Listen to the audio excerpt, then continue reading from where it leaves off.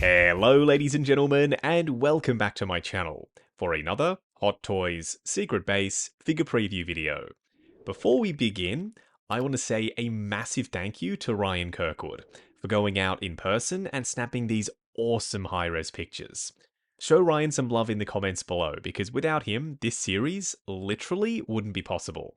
If you are looking to grab your very own copy of Wolverine from Deadpool and Wolverine, he is available for pre-order with Pop Collectibles.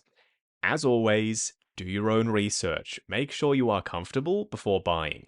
I have popped some links to their site in the description below, along with the discount code Justin's Collection for 5% off your order if you do decide to buy from them. While you're down there, why not hit that subscribe, bell notification icon, and join button, so you're notified as soon as a brand new Hot Toys figure preview video goes live on the channel. Now, I was expecting Deadpool first, before Wolvie, because the movie's called Deadpool and Wolverine, not Wolverine and Deadpool. Still, I'm not complaining. I want to warn you right now, if you do not want to hear me rant and rave about how good I think this thing is, now's the time to tune out, because this has to be the single most impressive figure that I have ever seen in my entire life. This thing is insane. It's perfect. Or is it? There's only one teeny tiny little complaint that I have, and we'll get to it a little bit later. But it's everything that I've always wanted out of a live-action Hugh Jackman Wolverine. He's got the cowl, he's got the yellow outfit, and you can have him displayed sleeveless with silicone arms, plus the shoulder pads as well. So not what we've seen in the trailer so far, where it's no sleeves, no shoulder pads. I'm 99% sure that every single person who gets this is going to get the deluxe one. Not so much for these battle damage pieces. They're more of a nice-to-have bonus for me. Having Wolverine with the cracked shoulder pads and the scratched-up gauntlets with the silver dry brushing and the dirt and grime and the chipped edges is dope. But I'm picking up the deluxe for the sleeved arms and the unhelmeted head sculpt. If you want the option of being able to go sleeved and unhelmeted, you need to go for the deluxe. Once again, those battle damage pieces are certainly an incentive for the upgrade. They're just not the incentive, I don't think. This chest plate is my favorite of all of the battle damage bits. The way it swaps out under the pecs, where there's already a natural cut in the outfit anyway, so you're not introducing any seams, is brilliant. And it's sculpted plastic, so they can perfectly shape the traps over his shoulders, and it extends all the way back to his back armor plating as well. His hands do have interchangeable claws. I'm a bit worried about that, because plugging the individual claws into the slots in the hands may not be the most secure way of doing it. Fingers crossed the tolerances are tight enough and they stay tight enough that once you insert and remove the claws multiple times, the holes aren't going to be stressed out, and then they subsequently won't stay in as well as they did when the hands were brand new. So yeah, I'm hoping that's a non-issue, just something to be mindful of when this guy releases. Dude, the detail on these silicone seamless arms is almost unbelievably real. They're flawless, from the skin texture to the vein work with the big vein popping out on the front of the bicep, to the sculpted and painted hair on his forearms. Everything is just next level good. They have genuinely poured everything that they've learned over the years into this release, and I am so here for it.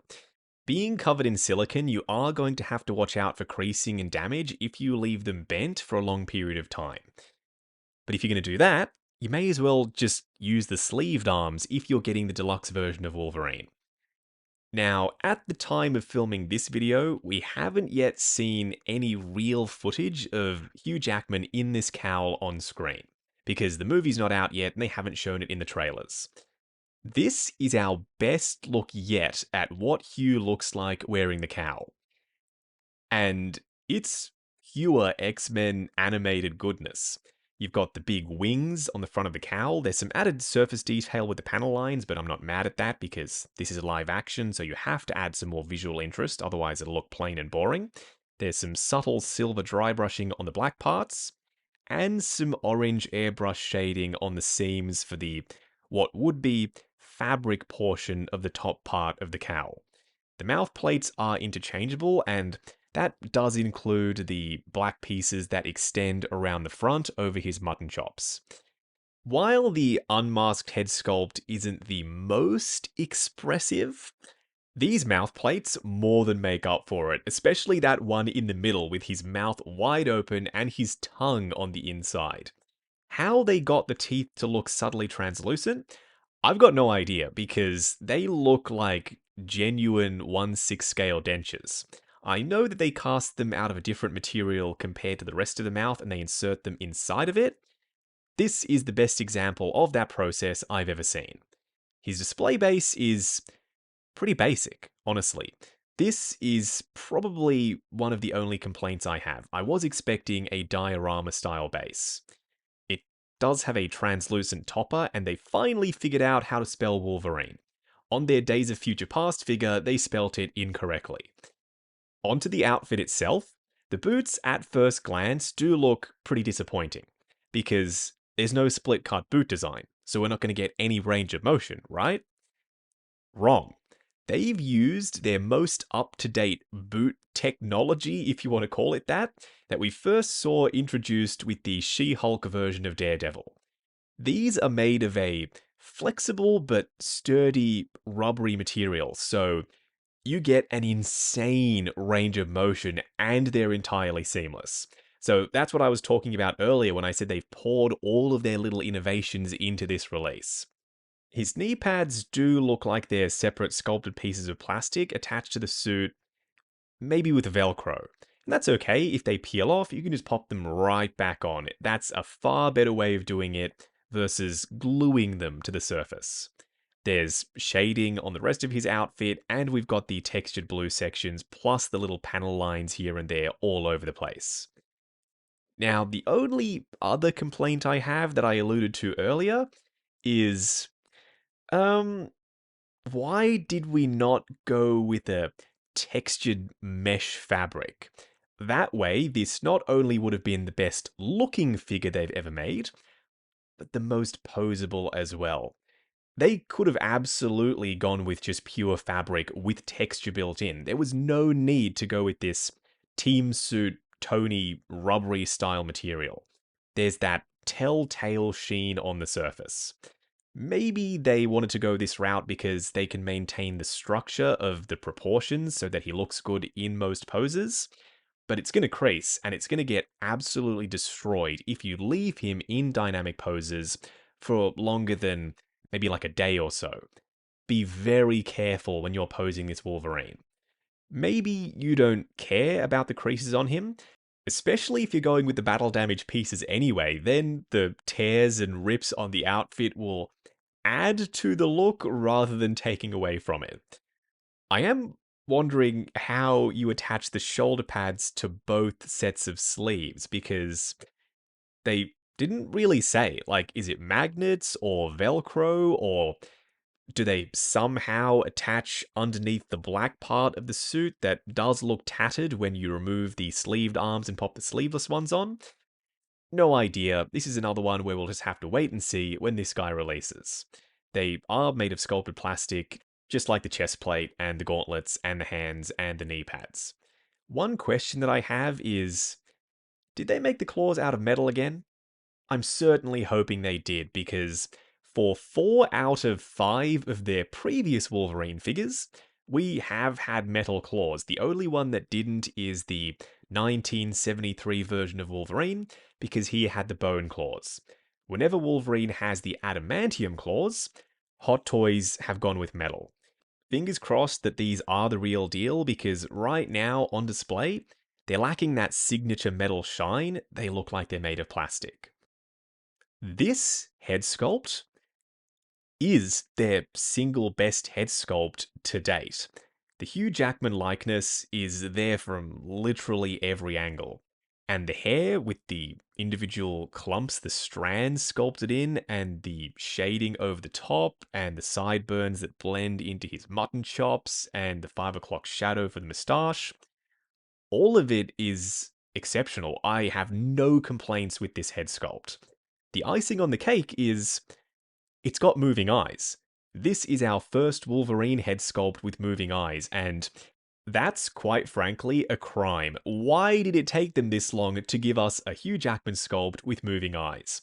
Hugh uses his eyes to express himself as Logan a lot in the movies, looking up and giving us a glare through his furrowed brow, or off to the side, looking badass and serious like he's about to kick your butt, or even maybe looking down, which would be a bit more goofy. It's all going to be possible thanks to the moving eyes. And I wish that I could pick up multiple of these head sculpts to use to upgrade my other Wolverine figures already in the collection. Maybe one day they'll sell head sculpts separately like Asmus does. Their motto is figures should improve rather than be replaced in your display. Anyway, I'm getting sidetracked. This head sculpt does have a separate neck, so there's a ball joint at the base of the neck, and a ball joint up underneath the head itself. At least on this first prototype. If they stick to this, we'll be able to use this head sculpt with all of the other Wolverine figures that they've already released. I'm really struggling not to pick up a whole bunch of these figures. I know it sounds crazy because one is surely enough, but I'm already going to get two. One to have masked, one to have unmasked, but now maybe a third is necessary, one to pose. I'm going crazy. I'm just enamored with how this thing looks. Weigh in down in the comments below. Does it look as good as I think it does, or am I going crazy? Now, if you are looking to pre-order this guy, either as a standard or deluxe figure, I have popped some links to Pop Collectibles in the description below, along with the discount code Justin's Collection, for 5% off your order if you do decide to buy from them. As always, do your own research. Make sure you are comfortable before buying. While you're down there, why not hit that subscribe, bell notification icon, and join button, so you're notified as soon as a brand new Hot Toys figure preview video goes live on the channel. Like, comment, and subscribe, and we'll catch you in the next video. God damn, this figure looks good.